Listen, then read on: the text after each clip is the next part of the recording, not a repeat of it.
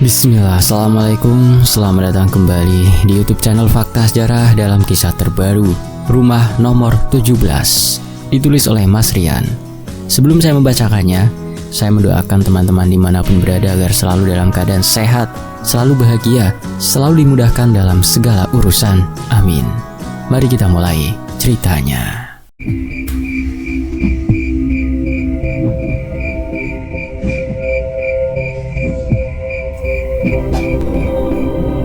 Siska tak pernah tahu bahwa rumah yang ia impikan selama ini, sebuah rumah tua bergaya kolonial dengan halaman luas dan jendela-jendela besar, akan menjadi penjara tergelap dalam hidupnya.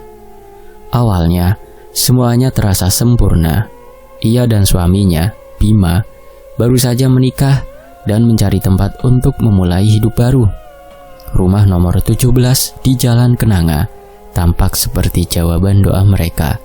Harganya murah, lokasinya strategis, dan suasananya sejuk. Namun, keindahan itu hanya selubung yang menutupi kengerian yang bersemayam di dalamnya. Gangguan pertama dimulai dengan hal-hal kecil, nyaris tak terdeteksi. Bima menganggapnya wajar. Itu cuma perabot yang bergeser, sayang. Namanya juga rumah tua. Laci tiba-tiba berpindah tempat ke atas meja. Lampu ruang tamu sering berkedip, lalu mati sendiri, meski ia sudah mengeceknya berkali-kali. Puncaknya, suatu malam, ia terbangun karena suara bisikan yang menyebut namanya.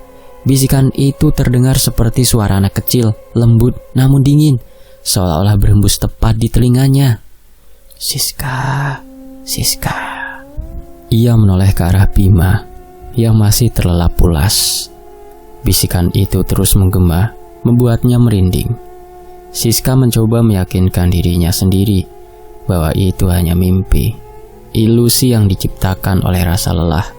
Namun, keesokan harinya, ia menemukan sebuah boneka porselen tua, kotor, dan retak, tergeletak di depan pintu kamar mereka. Siska tak pernah punya boneka seperti itu. Ia tak pernah membeli, apalagi meletakkannya di sana. Mungkin boneka dari penghuni lama, kata Bima, mencoba menenangkan. Siska hanya mengangguk, tapi hatinya dipenuhi kegelisahan. Ia meletakkan boneka itu di gudang, berharap bisa melupakan keberadaannya. Tapi sejak saat itu, gangguan itu semakin intens.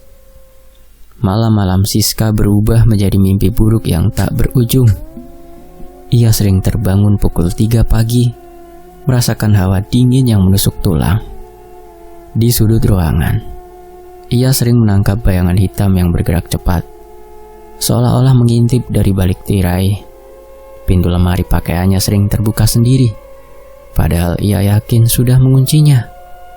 Suatu sore, saat Bima sedang bekerja, Siska mendengar suara riang dari lantai atas. Tawa anak kecil, persis seperti tawa yang ia dengar dalam bisikan. Siska naik ke lantai 2 dengan perasaan campur aduk. Ia tahu tidak ada orang lain di rumah, apalagi anak kecil. Saat ia sampai di ujung tangga, tawa itu tiba-tiba berhenti. Namun, ia melihat boneka porselen yang ia simpan di gudang. Kini duduk manis di kursi koyang di depan kamar tidur mereka. Mata boneka itu, yang dulunya kosong dan retak, kini tampak bersinar redup, seolah-olah hidup. Siska menjerit, dan tanpa berpikir 2 kali, ia berlari ke bawah dan membanting pintu. Bima pulang dan menemukan Siska terisak di ruang tamu. Ia menceritakan semuanya, dari bisikan, boneka, hingga tawa anak kecil. Bima mencoba bersikap rasional. Mungkin kamu terlalu lelah, sayang. Kita butuh liburan. Namun Siska tahu, ini bukan soal lelah, ini nyata. Minggu-minggu berikutnya, Siska mulai merasa putus asa. Ia takut berada di rumah sendirian. Ia sering menelpon Bima di kantor, memintanya pulang lebih awal. Bima mulai khawatir dengan kondisi mental Siska. Ia mengajaknya ke psikolog. Siska menurut. Tapi ia tahu, masalahnya bukan di pikirannya, melainkan di rumah ini. Suatu malam, Siska terbangun karena suara derit dari dapur. Ia melirik jam dinding menunjukkan pukul 2.47. Ia mengguncang Bima. Mas Bima, ada suara di dapur." "Kamu mimpi, Siska," gumam Bima masih setengah sadar. Siska bangun, rasa takutnya kini berganti dengan kemarahan. Ia lelah diganggu. Ia lelah dianggap gila. Ia berjalan perlahan ke arah dapur. Suara itu berasal dari kulkas. Saat ia membukanya, kulkas itu kosong. Namun, di dalam sana, dengan suhu dingin yang membekukan, sebuah tulisan muncul di dinding kaca, seolah-olah ditulis dengan jari. "Aku ingin bermain denganmu." Siska menjerit. Kali ini, ia tidak bisa lagi menyembunyikan ketakutannya. Bima terbangun dan berlari menghampirinya. Ia melihat Siska yang gemetar dan histeris. Tapi ia tidak melihat tulisan di kulkas itu. "Ada apa, sayang?" Siska menunjuk ke arah kulkas. Tulisan itu. Bima menatap kosong ke dalam kulkas. "Tulisan apa, Siska?" "Tidak ada apa-apa di sana." Siska terisak. Air matanya mengalir deras. Ia tidak bisa lagi membedakan mana yang nyata dan mana yang hanya ia lihat sendiri. Ia mulai merasa sendiri, terperangkap dalam teror yang hanya ia yang bisa merasakannya. Ia mulai meragukan kewarasannya sendiri. Siska mengunci diri di kamar. Ia menolak makan, menolak bicara. Ia duduk meringkuk di sudut ruangan, memeluk lututnya, menatap kosong ke dinding. Ia merasa lelah dengan ketakutan yang terus-menerus. Ia lelah berjuang, ia lelah hidup. "Siska." Suara itu lagi, suara anak kecil yang dingin. Kali ini suara itu datang dari balik pintu. Siska menatap pintu kamar, matanya melebar. Ia melihat bayangan mungil dari bawah pintu, bergerak perlahan. Bayangan itu semakin memanjang, semakin jelas, hingga akhirnya sebuah tangan kecil pucat menembus celah di bawah pintu. Jari-jari itu melambai, memanggilnya. "Siska, ayo bermain denganku." Siska tidak lagi bisa berteriak. Ia merasa suaranya tercekat. Ia hanya bisa menatap ngeri pada tangan pucat yang terus berusaha masuk ke dalam kamar. Tangan itu terus meraba-raba lantai, seolah-olah mencari sesuatu. Di ambang batas antara waras dan gila, Siska mendengar suara Bima yang memanggilnya dari balik pintu. "Siska, buka pintunya! Aku mohon, kita bicara!" Siska tidak menjawab. Pikirannya kosong. Ia hanya bisa menatap tangan itu, yang kini sudah berhasil mendorong sebuah benda kecil ke dalam kamar. Benda itu adalah sebuah boneka porselen. Boneka yang sama ia buang ke gudang. Kini mata boneka itu tidak hanya bersinar, tapi juga menatapnya. Seolah-olah mata itu adalah mata sang anak yang bersembunyi di balik pintu. Siska tersenyum. Senyum yang kosong dan putus asa. Ia mengangkat tangannya, seolah-olah menyambut. Ia tak peduli lagi. Ia hanya ingin semua ini berakhir, entah dengan cara apapun.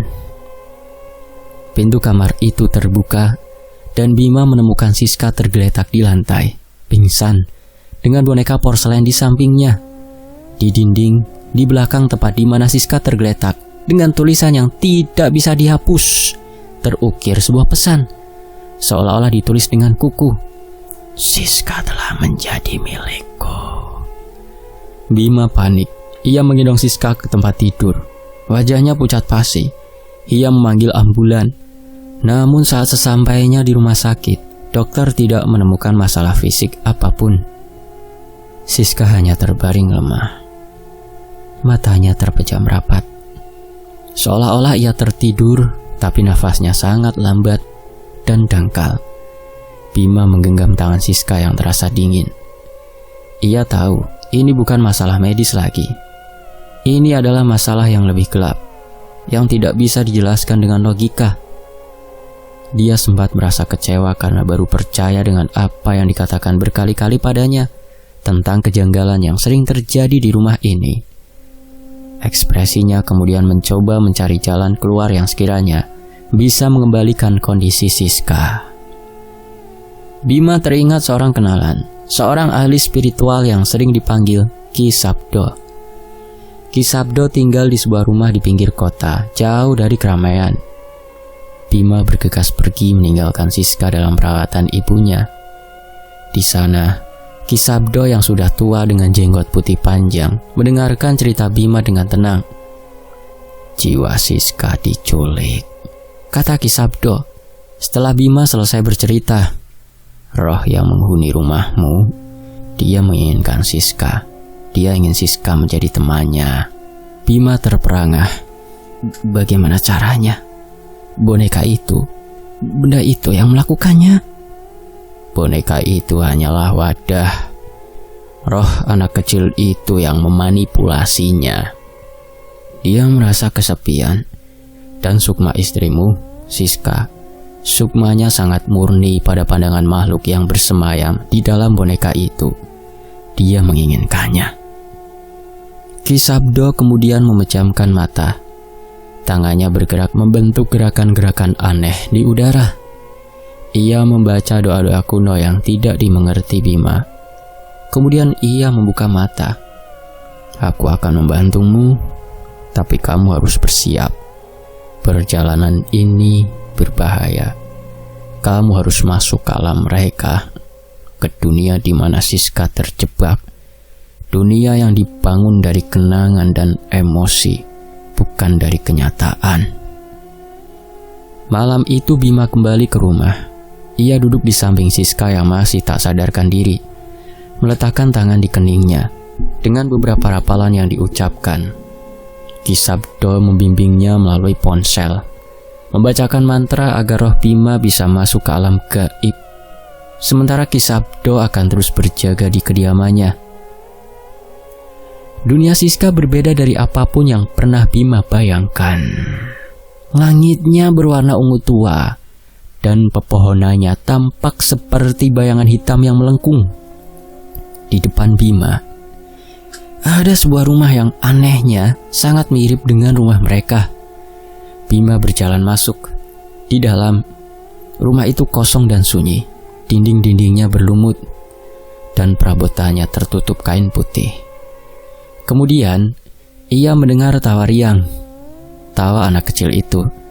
Tawa yang sama yang membuat Siska frustasi. Bima mengikuti suara itu, sampai ia menemukan sebuah kamar di lantai 2. Kamar yang sangat ia kenali. Itu adalah kamar mereka berdua. Ia melihat Siska di tengah ruangan, mengenakan gaun putih. Ia tampak bahagia, tertawa dan bermain dengan seorang anak perempuan kecil.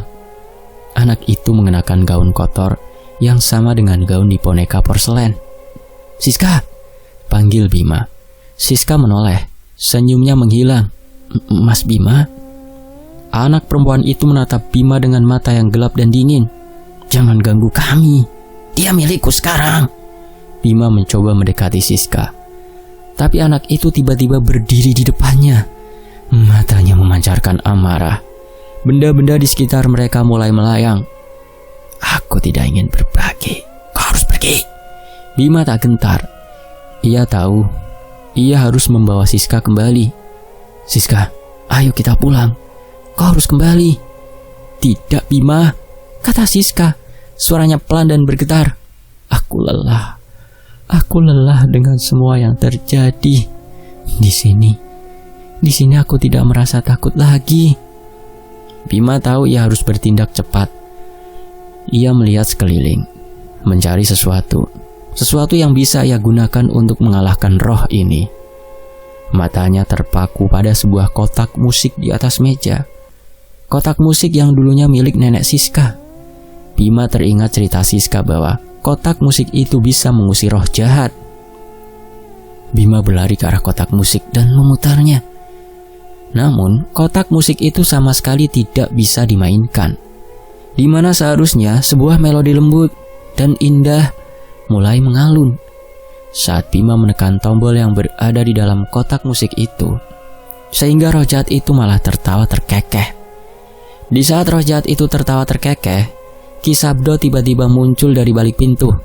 Dengan ajiannya, tanpa memegang Siska, Ki Sabdo menarik Siska ke arah Bima, Dan tentunya hal itu membuat amarah dari roh jahat itu memuncak. Ki Sabdo mencoba untuk melawan sosok roh jahat itu. Namun karena amarah yang mulai memuncak, roh itu memberi perlawanan yang cukup sengit. Ki Sabdo meminta Bima untuk segera membawa Siska keluar dari rumah ini. Cepat bawa Siska keluar dari rumah ini dan membiarkan Ki Sabdo bertarung dengan roh jahat itu sendirian. Mereka berdua berjalan keluar dari rumah. Tapi Bima merasakan kehadiran yang aneh. Ia menoleh ke belakang dan melihat roh anak itu yang berdiri di ambang pintu, menatapnya dengan pandangan dingin. Kau bisa membawanya sekarang, Bima, tapi aku akan selalu menunggu. Ketika Bima membuka mata, ia berada di samping Siska. Mata Siska sudah terbuka dan ia menatapnya dengan bingung. Ia memeluk Bima.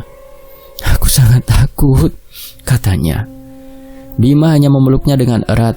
Ia tidak menceritakan apapun yang terjadi di dunia gaib. Ia hanya ingin Siska aman. Ia ingin Siska bisa melupakan semua ini. Namun, beberapa minggu kemudian, Bima menemukan sebuah kotak musik di depan pintu kamar mereka. Kotak musik yang sama yang ia putar di dunia gaib. Melodi itu dapat berbunyi, namun tidak terdengar indah. Melodi itu terdengar aneh, melodi yang terputus-putus, seolah-olah sedang tertawa mengejek. Sejak kotak musik itu muncul, gangguan di rumah mereka tidak lagi berupa bisikan atau bayangan.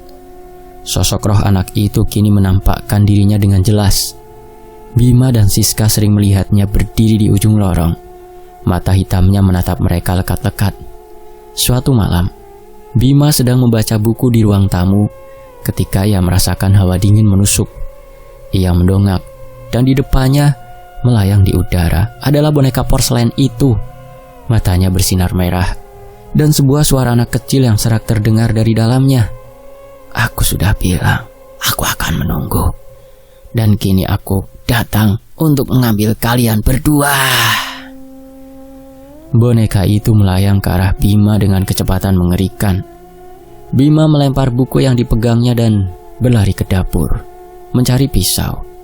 Saat ia berbalik, boneka itu sudah berada di depannya, tepat di wajahnya. Tawa anak kecil itu menggema, memekakan telinga. Bima menjerit dan tanpa sadar, ia jatuh pingsan. Siska menemukan Bima tergeletak di lantai dapur. Ia histeris, tapi kini ia tahu ia tidak lagi sendirian dalam ketakutannya. Mereka berdua dalam bahaya. Dengan gemetar, Siska menelpon Ki Sabdo. Tolong Ki, kami butuh bantuanmu. Dia sudah menunjukkan dirinya. Ki Sabdo tidak banyak bicara. Tunggu aku, jangan lakukan apa-apa. Jaga dirimu dan istrimu. Ki Sabdo datang ke rumah mereka pada malam yang sama. Ia membawa tas kulit tua berisi berbagai macam benda aneh. Ia meminta Bima dan Siska untuk duduk di ruang tamu dan tidak bergerak. Rumah ini penuh dengan energi negatif, kata Ki Sabdo. Roh anak itu bukan roh biasa. Dia adalah jin yang menyamar sebagai arwah anak-anak. Dia haus akan jiwa yang murni, dan ia telah memilih kalian berdua. Ki Sabdo mulai mempersiapkan ritualnya. Ia menaburkan garam kasar di setiap sudut ruangan. Ia menyalakan dupa dengan aroma melati yang kuat, membuat ruangan dipenuhi asap putih. Ia lalu meletakkan sebuah kendi berisi air di tengah ruangan. Di sekeliling kendi, ia menaruh berbagai benda pusaka dan bunga-bunga. Kalian harus tetap di sini. Tidak peduli apa yang terjadi. Jangan pernah meninggalkan lingkaran ini, perintah Ki Sabdo. Tiba-tiba, lampu-lampu di rumah berkedip-kedip. Suhu ruangan menurun drastis. Sebuah suara tawa anak kecil yang melengking terdengar dari dapur. Bima memeluk Siska dengan erat. Ia merasa ketakutan yang luar biasa, tapi ia tahu ini adalah satu-satunya cara mereka bisa selamat. Sosok anak itu muncul di ujung lorong. Wajahnya pucat dan kotor. Matanya hitam pekat tanpa pupil. Ia melayang perlahan mendekati mereka. Ia menunjuk ke arah Bima dan Siska. Kalian milikku, teriaknya. Ki Sabdo bangkit. Berdiri di antara roh itu dan pasangan suami istri, ia mulai melantunkan mantra dalam bahasa Jawa kuno. Suaranya bergetar, tapi penuh wibawa. Roh anak itu berteriak kesakitan, tapi ia tidak menyerah. Ia terus mencoba mendekati Bima dan Siska. Tiba-tiba, boneka porselen itu melayang dari sebuah lemari dan menabrak dinding. Boneka itu pecah berkeping-keping. Dari dalam boneka, sebuah asap hitam pekat melayang keluar dan masuk ke dalam tubuh roh anak itu. Roh itu kini tampak lebih kuat, lebih besar, dan lebih mengerikan. "Kau tidak bisa mengusirku," teriak roh itu dengan suara yang bukan lagi suara anak kecil, melainkan suara berat dan serak. Ki Sabdo tahu, ia harus mengambil tindakan drastis. Ia menggerakkan tangannya ke arah kendi di depannya. Air di dalam kendi mulai bergejolak. Ki Sabdo mengambil sebuah keris kuno dari tasnya. Ia menusukkan keris itu ke dalam kendi. "Kukunci kau, jin terkutuk. Kau akan kembali ke tempat asalmu," teriak Ki Sabdo. Roh anak itu menjerit. Wajahnya berubah-ubah. Dari wajah anak-anak menjadi wajah tua yang mengerikan. Ia berusaha melawan, tapi kekuatan Ki Sabdo lebih besar. Roh itu disedot perlahan ke dalam kendi. Teriakannya semakin lemah, semakin lama, hingga akhirnya menghilang. Kendi itu bergetar hebat. Bima melihat air di dalamnya berputar-putar. Kemudian kendi itu meledak, tapi tidak dengan pecahan kaca atau air yang tumpah.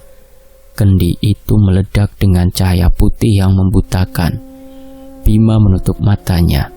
Ketika ia membukanya, kendi itu sudah kembali utuh dan roh itu sudah tidak ada. Ki Sabdo terlihat lelah, tapi ia tersenyum. Sudah selesai. Rumah ini kini bersih. Bima dan Siska merasa lega. Akhirnya, mimpi buruk mereka berakhir. Mereka langsung menjabat tangan Ki Sabdo, mengucapkan terima kasih tak henti-hentinya. Ki Sabdo mengangguk. "Ingat selalu, jaga dirimu dari hal-hal yang tidak kasat mata.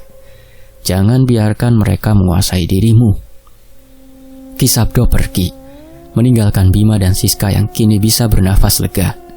Mereka saling pandang, dan Bima melihat senyum di wajah Siska, senyum yang sudah lama menghilang. Beberapa hari berlalu, mereka mulai hidup normal kembali. Rumah terasa hangat dan damai. Tidak ada lagi bisikan, tidak ada lagi bayangan. Semua kembali seperti sedia kala. Namun, suatu malam, Bima terbangun. Ia merasa haus. Ia berjalan ke dapur. Saat ia membuka kulkas, di dinding kaca, sebuah tulisan muncul. Tulisan yang sama yang Siska lihat berbulan-bulan lalu. "Aku ingin bermain denganmu." Bima merasakan seluruh tubuhnya membeku. Tangannya mulai gemetar saat membuka kulkas. Kini terasa kaku. Tulisan di dinding kaca itu, yang seharusnya sudah hilang selamanya, kini terpampang jelas dengan tulisan yang sama muncul saat Siska membuka kulkas beberapa waktu lalu. Sebuah bisikan lebih dingin dari hembusan angin malam terdengar tepat di telinganya. "Aku tidak akan pernah pergi." Bima menoleh. Di sudut dapur, melayang di udara, adalah sosok anak kecil yang sama. Kali ini matanya tidak lagi hanya hitam, tapi seperti dua lubang kosong yang dipenuhi kegelapan pekat. Senyumnya lebar, memperlihatkan deret gigi yang runcing. Bima menjerit dan saat itu juga ia merasakan dorongan kuat di punggungnya. Ia jatuh. Kepalanya membentur lantai keramik dengan keras. Siska yang mendengar jeritan Bima segera berlari ke dapur. Ia menemukan Bima tergeletak pingsan dengan dahi berdarah. Di sampingnya, boneka porselen yang sudah pecah kepingannya kini utuh kembali, duduk manis di atas meja. Siska tak bisa menahan air matanya. Ia tahu Ki Sabdo telah gagal. Siska tidak lagi bisa menghubungi Ki Sabdo. Sambungan teleponnya selalu terputus. Namun, seolah-olah merasakan bahaya, Ki Sabdo tiba-tiba muncul di depan pintu rumah mereka. Wajahnya terlihat muram. Aku tahu. Aku merasakan kehadirannya lagi. Ada satu ritual yang terlewat. Aku terlalu terburu-buru, kata Ki Sabdo dengan nada penyesalan. Roh itu tidak hanya merasuki boneka, dia juga merasuki rumah ini. Jiwanya terikat pada setiap sudut, setiap celah, setiap kenangan. Ki Sabdo memasuki rumah, membawa sebuah botol berisi air berwarna hitam pekat. Ia juga membawa sebuah belati kuno yang terbuat dari tulang. Ritual pertama hanya mengusir roh dari wadahnya. Ritual kedua ini akan menghancurkan ikatan mereka dengan tempat ini. Kita harus bersiap. Ini akan menjadi pertarungan yang sengit. Bima yang sudah sadar menggenggam tangan Siska. Mereka berdua mengikuti Ki Sabdo ke ruang tamu, tempat di mana mereka menyaksikan horor yang tak terbayangkan. Ki Sabdo mulai menaburkan bubuk hitam di sepanjang ambang pintu dan jendela. Ia lalu mengoleskan air hitam dari botol ke setiap dinding, sambil merapalkan mantra kuno. Suara gemuruh dari luar rumah mulai terdengar. Langit yang tadinya cerah, kini berubah mendung. Dia tahu, kita akan mengusirnya. Bisik Ki Sabdo. Dia sedang mengumpulkan kekuatannya. Tiba-tiba, lampu-lampu di rumah meledak satu persatu, meninggalkan mereka dalam kegelapan total. Hanya cahaya lilin yang dibawa Ki Sabdo yang menerangi ruangan. Suara barang-barang jatuh terdengar dari lantai atas. Pintu-pintu membanting dan tawa anak kecil itu kembali menggema, lebih keras dan lebih melengking dari sebelumnya. Bayangan sosok anak itu muncul di dinding, membesar, dan kemudian berubah menjadi bentuk-bentuk mengerikan, seperti tangan-tangan yang menjulur dan wajah-wajah yang mengerikan. Salah satu bayangan itu menyentuh Siska, dan Siska menjerit kesakitan, merasakan luka bakar di lengannya. Tidak, aku tidak akan membiarkanmu melukai mereka, teriak Ki Sabdo. Ki Sabdo mengambil belati kuno dari tasnya. Belati itu bersinar redup. Ia melantunkan mantra dengan suara yang lebih lantang, lebih cepat. Belati itu melayang di udara, bergerak dengan sendirinya, seolah-olah dipandu oleh tangan tak kasat mata. Belati itu menusuk bayangan-bayangan di dinding, dan setiap kali belati itu menusuk, bayangan itu menjerit dan menghilang, meninggalkan sisa-sisa kegelapan. Dia tahu kita akan mengusirnya, bisik Ki Sabdo. Dia sedang mengumpulkan kekuatannya. Tiba-tiba lampu-lampu di rumah meledak satu persatu, meninggalkan mereka dalam kegelapan total. Hanya cahaya lilin yang dibawa Ki Sabdo yang menerangi ruangan. Suara barang-barang jatuh terdengar dari lantai atas. Pintu-pintu membanting, dan tawa anak kecil itu kembali menggema, lebih keras dan lebih melengking dari sebelumnya. Bayangan sosok anak itu muncul di dinding, membesar, dan kemudian berubah menjadi bentuk-bentuk mengerikan, seperti tangan-tangan yang menjulur dan wajah-wajah yang mengerikan. Salah satu bayangan itu menyentuh Siska, dan Siska menjerit kesakitan, merasakan luka bakar di lengannya. Pertarungan itu berlangsung sengit. Roh itu melawan, menciptakan ledakan energi yang membuat perabotan di sekitar mereka bergetar dan pecah. Bima dan Siska hanya bisa menyaksikan, tak bisa berbuat apa-apa. Siska melihat Ki Sabdo semakin lelah. Peluh membasahi dahinya. Ia tahu, ia harus membantu. Ia melihat boneka porselen itu tergeletak di lantai. Ia teringat, roh itu membutuhkan wadah untuk bertahan. Ia tahu ia harus menghancurkan boneka itu sekali lagi. Siska meraih sebuah vas bunga yang pecah di dekatnya. Bima menahannya. Jangan, bahaya Siska. Aku harus melakukannya, Mas. Siska melepaskan diri dari genggaman Bima. Ia berlari ke arah boneka itu. Roh itu melihat Siska. Kau tidak akan pernah bisa melukaiku, teriak roh itu. Siska tidak peduli. Ia mengayunkan pecahan vas itu dengan sekuat tenaga, menghantam boneka porselen. Boneka itu pecah berkeping-keping, dan dari dalam boneka keluar jeritan yang memekakan telinga. Roh itu berteriak kesakitan. Ia kembali ke wujud aslinya, roh anak kecil yang rapuh. Ki Sabdo memanfaatkan kesempatan itu. Ia mengendalikan belati kuno, dan dengan cepat belati itu menusuk dada roh itu. roh itu menjerit untuk terakhir kalinya, dan tubuhnya larut menjadi asap hitam. Asap itu ditarik oleh belati kuno dan terkunci di dalamnya. Ki Sabdo memejamkan mata, memegang belati itu, dan menyimpannya kembali ke dalam tasnya. Selesai, bisik Ki Sabdo. Dia tidak akan kembali. Lampu-lampu di rumah kembali menyala. Bima dan Siska saling pandang, lalu memeluk Ki Sabdo. Mereka tahu ini adalah akhir dari mimpi buruk mereka. Seminggu kemudian, rumah itu terasa berbeda. Udara terasa lebih ringan. Siska tidak lagi merasakan hawa dingin atau melihat bayangan. Mereka akhirnya bisa tidur dengan nyenyak. Namun, Bima merasa ada sesuatu yang aneh. Sejak pertempuran itu, Ki Sabdo tidak lagi menghubunginya. Ia merasa khawatir. Ia mencoba menghubungi Ki Sabdo. Ponsel Ki Sabdo sudah tidak aktif. Bima memutuskan untuk pergi ke rumahnya. Ia menemukan pintu rumah Ki Sabdo terkunci. Ia bertanya pada tetangga, dan mereka memberitahu bahwa Ki Sabdo telah pergi.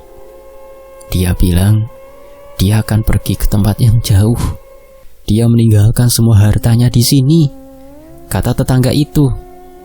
Bima terkejut, namun ia merasa lega. Mungkin Ki Sabdo butuh istirahat setelah pertarungan yang sengit itu. Di rumah, Siska sedang menyapu lantai ketika ia menemukan sesuatu. Sebuah kotak musik kecil. Kotak musik yang sama yang ia lihat di dunia gaib. Siska memutarnya, dan melodi yang lembut dan indah terdengar. Siska tersenyum, menganggapnya sebagai kenangan manis. Namun di bawah kotak musik itu tergeletak sebuah kartu nama. Kartu nama Ki Sabdo. Di belakangnya, dengan tulisan tangan Ki Sabdo sendiri, tertulis sebuah pesan. Aku mengambil rohnya, tapi ia mengambil satu hal dariku. Semoga kalian hidup bahagia. Siska dan Bima tidak tahu apa yang Ki Sabdo maksud. Sampai beberapa bulan kemudian saat Siska mengandung, mereka begitu bahagia. Mereka menamai anak mereka Sabdo sebagai tanda terima kasih mereka. Tahun-tahun berlalu, anak mereka tumbuh. Anak itu pintar, tapi anehnya, ia selalu bermain sendirian. Ia selalu membawa sebuah boneka porselen kecil yang anehnya ia temukan di gudang. Suatu malam, Siska terbangun. Ia mendengar tawa riang dari kamar anaknya. Ia masuk dan melihat anaknya sedang bermain dengan boneka itu. Siapa yang kamu ajak bermain, sayang? Tanya Siska. Anak itu menoleh. Matanya hitam pekat tanpa pupil. Ia tersenyum. Aku tidak bermain sendirian, Bu, kata anak itu dengan suara dingin. Aku bermain dengan paman Ki Sabdo. Siska menjerit, dan ia tahu roh itu tidak pernah pergi. Ia hanya menunggu waktu yang tepat untuk kembali. Ketakutan itu kembali, tidak lagi berupa bisikan, bayangan, atau tulisan di kulkas. Kini, kengerian itu memiliki wujud. Wajah anaknya sendiri, dengan mata kosong dan senyum dingin yang bukan miliknya. Siska menjerit, tubuhnya membeku. Bima yang terbangun dari tidurnya segera menghampiri. Ada apa, Siska? Kamu kenapa? Tanyanya panik. Siska hanya bisa menunjuk ke arah anak mereka. Anak laki-laki itu, Sabdo, masih duduk di lantai, memeluk boneka porselen. Namun matanya yang tadi kosong, kini berbalik menatap Siska dengan tatapan yang penuh kebencian. Kau tidak akan bisa melawanku kali ini, Ibu. Suara serak yang dulu mereka dengar dari boneka, kini keluar dari mulut Sabdo. Aku tidak hanya mengambil jiwamu, tapi juga kekuatan orang tua itu. Dia terlalu naif untukku. Tiba-tiba, tubuh Sabdo melayang di udara. Boneka porselen di tangannya bersinar merah. Bima mencoba meraih Sabdo, tetapi tubuhnya terdorong ke belakang dengan kekuatan tak kasat mata. Ia jatuh, tak berdaya.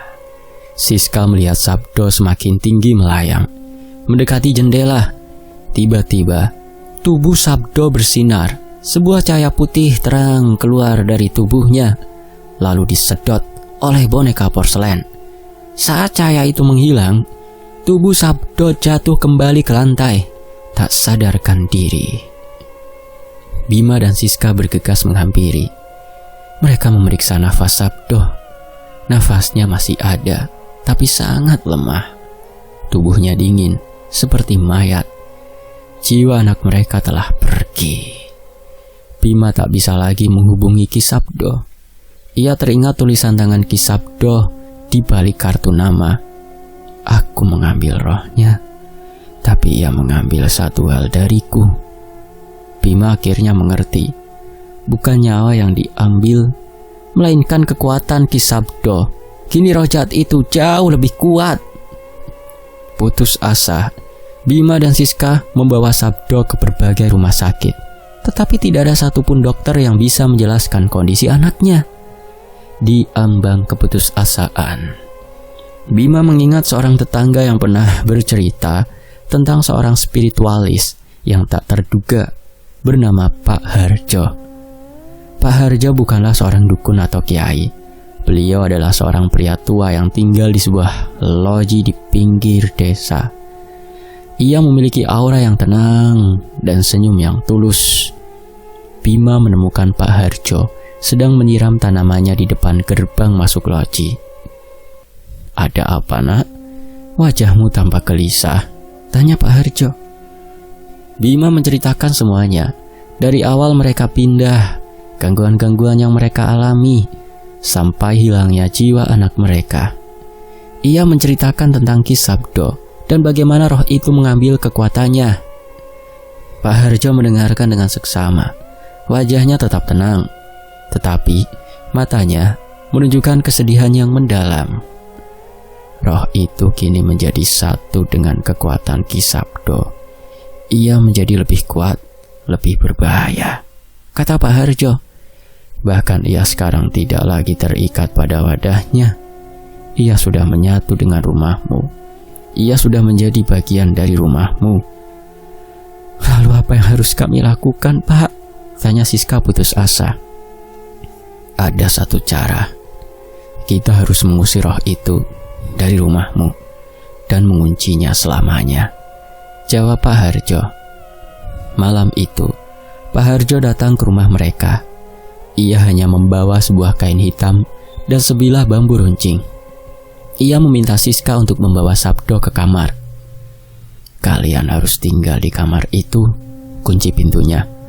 Apapun yang terjadi, jangan pernah membukanya, perintah Pak Harjo. Siska dan Bima menuruti.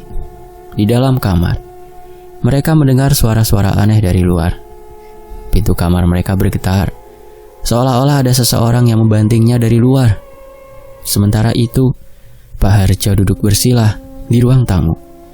Ia meletakkan kain hitam di depan dirinya, lalu ia memejamkan mata. Ia mulai merapalkan mantra dalam bahasa yang tak dikenal. Suaranya rendah, tetapi penuh kekuatan. Secara bersamaan, di dalam rumah, semua pintu dan jendela membanting terbuka. Angin kencang menerpa, memadamkan semua lilin yang ada. Seluruh ruangan menjadi gelap gulita. Kau tidak bisa mengalahkanku. Aku kini tak terkalahkan, teriak suara serak roh itu. Pak Harjo membuka matanya. Ia berdiri. Tidak ada yang tak terkalahkan. Kau hanya sebuah jiwa yang tersesat. Kau harus kembali ke tempatmu. Roh itu muncul di hadapan Pak Harjo. Bentuknya kini tak lagi seperti anak kecil, melainkan sebuah pusaran energi hitam yang mengerikan. Pusaran itu bergerak ke arah Pak Harjo. Pak Harjo tidak gentar. Ia mencabut bambu runcing yang dipegangnya, dan ia mengarahkannya ke roh itu. Bambu itu bersinar, memancarkan cahaya putih yang kuat. Aku akan mengembalikanmu ke asalmu berada, teriak Pak Harjo. Roh itu berteriak kesakitan. Ia mencoba menyerang, tetapi bambu itu memancarkan aura yang kuat, mendorongnya mundur. Pak Harjo tidak berhenti. Ia terus mendorong roh itu. Tiba-tiba, Ia melihat sebuah retakan kecil di dinding. Retakan itu membesar, dan di dalamnya ada sebuah lubang kecil. Itu adalah celah ke dunia mereka, kata Pak Harjo. Aku akan mendorongnya ke sana. Dengan sekuat tenaga, Pak Harjo mendorong roh itu ke arah celah. Roh itu melawan, berteriak, mengeluarkan aura hitamnya yang kuat. Pertarungan itu berlangsung sengit. Bima dan Siska di dalam kamar mendengar suara pertempuran yang mengerikan. Suara barang-barang jatuh, suara kaca pecah, dan suara-suara aneh lainnya. Akhirnya Pak Harjo berhasil mendorong roh itu ke dalam celah. Roh itu menjerit untuk terakhir kalinya, dan celah itu menutup. Pak Harjo terengah-engah, tubuhnya gemetar. Ia kemudian berjalan ke arah Bima dan Siska. Ia membuka pintu. Di dalamnya, mereka menemukan Sabdo yang sudah sadar. Mata Sabdo sudah kembali normal, dan ia tersenyum. Wajahnya kembali damai. Bima dan Siska memeluk anak mereka. Mereka mengucapkan terima kasih kepada Pak Harjo. Pak Harjo hanya tersenyum. Sudah kewajibanku, katanya. Semoga kalian hidup bahagia. Jangan lagi kembali ke rumah ini. Rumah ini sudah terlalu banyak menyimpan kenangan pahit. Mulailah hidup baru. Mereka menuruti nasihat Pak Harjo. Mereka pun menjual rumah itu dan pindah ke kota lain. Mereka memulai hidup baru. Siska dan Bima kini bisa tidur dengan nyenyak. Namun, Bima tak bisa melupakan semua yang terjadi. Ia teringat tulisan tangan Ki Sabdo dan betapa Ki Sabdo mengambil resiko yang besar demi menolong mereka. Beberapa tahun kemudian, mereka kembali ke kota itu untuk mengunjungi Pak Harjo. Namun loji di mana Pak Harjo tinggal sedang dalam keadaan kosong, dan hanya ada seorang lelaki yang memperkenalkan dirinya bernama Agil. Agil mengatakan bahwa Pak Harjo sedang pergi ke kota sebelah, sedang ada keperluan. Bima dan Siska hanya bisa menunduk karena besar harapan mereka bisa bertemu dengan Pak Harjo lagi. Mereka melanjutkan perjalanan. Saat mereka sampai di sebuah persimpangan, Bima melihat sebuah pelang jalan. Jalan kenanga. Bima tersenyum. Ia tak tahu kenapa, tetapi ia merasa ada sesuatu yang menariknya ke sana. Ia tahu, ia harus melihat rumah itu untuk terakhir kalinya. Ia sampai di depan rumah nomor 17. Rumah itu kini terlihat berbeda. Catnya baru, halamannya rapi, dan ada sebuah keluarga baru yang tinggal di sana. Keluarga itu terlihat bahagia. Bima tersenyum. Ia berharap mereka hidup bahagia. Saat mereka melaju meninggalkan jalan kenanga dan kembali melewati jalan di mana loji yang merupakan kediaman Pak Harjo berada, Bima merasa ada sesuatu yang menariknya kembali. Di tengah jalan, ia melihat di gerbang loji, seorang lelaki tua sedang membuka gerbang dan hendak masuk ke dalam. Bima seketika merasa lega. Itu Pak Harjo. Tanpa pikir panjang, Bima menepikan mobilnya. Ia mengajak Siska dan Sabdo turun, dan mereka berjalan menghampiri Pak Harjo. Pak Harjo, sapa Bima. Suaranya tercekat. Kami kembali. Pak Harjo tersenyum. Saya tahu kalian akan kembali. Ia menatap Sabdo dan senyumnya semakin lebar. Bagus sekali. Anak ini memiliki sesuatu yang istimewa. Bima dan Siska bingung. Mereka mengikuti Pak Harjo masuk ke dalam lojinya. Di dalamnya, suasana terasa sejuk dan damai. Pak Harjo mempersilahkan mereka duduk. Lalu ia menatap Sabdo dengan lekat. Anak kalian, kata Pak Harjo. Dia memiliki kemampuan yang sama dengan Ki Sabdo. Jiwanya sangat murni, dan itu yang membuat roh jahat itu mengincarnya. Tapi, kekuatan itu juga bisa menjadi pelindungnya. Bima dan Siska terkejut. Mereka tidak pernah menyadari hal ini. Selama ini, mereka hanya fokus pada ketakutan, bukan pada kekuatan yang ada di dalam diri anak mereka. Jadi, roh itu akan terus mengganggu kami? Tanya Siska dengan nada cemas. Pak Harjo menggeleng. Tidak, roh itu sudah dikunci di tempatnya. Ia tidak akan pernah bisa kembali ke dunia ini. Namun, Ia tahu Sabdo memiliki kemampuan yang luar biasa dan ia akan mencoba memanfaatkannya dari kejauhan. Aku akan mengajari anak kalian cara mengendalikan kekuatannya. Pak Harjo kemudian mengambil sebuah buku tua dari dalam lemari. Buku itu terbuat dari kulit dan isinya adalah tulisan tangan kuno. Pak Harjo kemudian memberikan buku itu kepada Sabdo. "Nak," katanya, "buku ini berisi ilmu dan ajian yang perlu kamu amalkan ketika kamu sudah dewasa nanti. Ilmu-ilmu ini akan melindungimu dan keluargamu dari bahaya yang tidak terlihat. Gunakan kekuatanmu dengan bijak dan jangan pernah biarkan kebencian menguasai dirimu." Sabdo mengangguk, matanya berbinar. Ia merasa seolah-olah ia telah menemukan tujuan hidupnya. Ia tidak lagi merasa takut atau bingung. Ia merasa kuat. Bima dan Siska merasa sangat bersyukur. Mereka akhirnya menemukan jawaban atas semua pertanyaan mereka. Mereka mengucapkan terima kasih kepada Pak Harjo. "Jangan berterima kasih kepadaku," kata Pak Harjo. "Berterima kasihlah kepada Ki Sabdo. Ia adalah guru sejatimu." Setelah itu, Bima dan Siska kembali ke mobil. Mereka tidak lagi merasa takut. Mereka tidak lagi merasa sendirian. Mereka tahu Sabdo akan menjadi pelindung mereka dan mereka akan selalu memiliki Pak Harjo sebagai penasehat mereka. Di dalam mobil, Sabdo memeluk buku itu erat-erat. Ia tersenyum dan Bima tahu ini adalah akhir dari kengerian mereka untuk selamanya. Di dalam mobil, perjalanan pulang terasa jauh lebih tenang. Bima menyetir dengan senyum di wajahnya.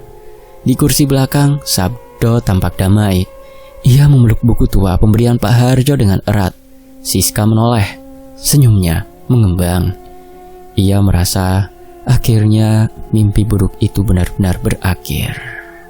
Penasaran, Siska mencoba mengambil buku itu dari tangan Sabdo.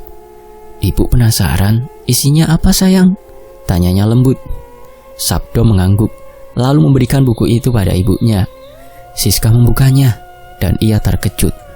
Buku itu bukan berisi tulisan biasa. Sebagian besar isinya ditulis dalam aksara Jawa kuno. Ia mencoba membaca, tetapi ia tidak mengerti satu kata pun. Matanya mengerut. Ia mencoba memecahkan teka-teki yang ada di depannya, tetapi usahanya sia-sia. "Ibu tidak bisa membacanya," kata Siska, menyerahkan buku itu kembali kepada Sabdo. Sabdo mengambil buku itu. Ia tersenyum. "Biar aku saja yang membacanya, Ibu," katanya. Sabdo membuka buku itu dan ia mulai membaca dengan suara yang lantang dan jelas. Siska dan Bima terkejut. Sabdo membaca setiap kata, setiap aksara dengan lancar. Kata-kata yang terdengar asing, mantra-mantra kuno, dan doa-doa mistis keluar dari mulut Sabdo dengan sempurna. Seolah-olah ia dilahirkan untuk membaca buku itu. Siska dan Bima saling pandang. Mereka menyadari Pak Harjo benar. Sabdo memang memiliki kemampuan yang istimewa. Siska dan Bima tidak lagi merasa takut. Mereka kini menyadari anak mereka adalah seorang pelindung, sebuah perisai yang akan selalu menjaga mereka dari kegelapan.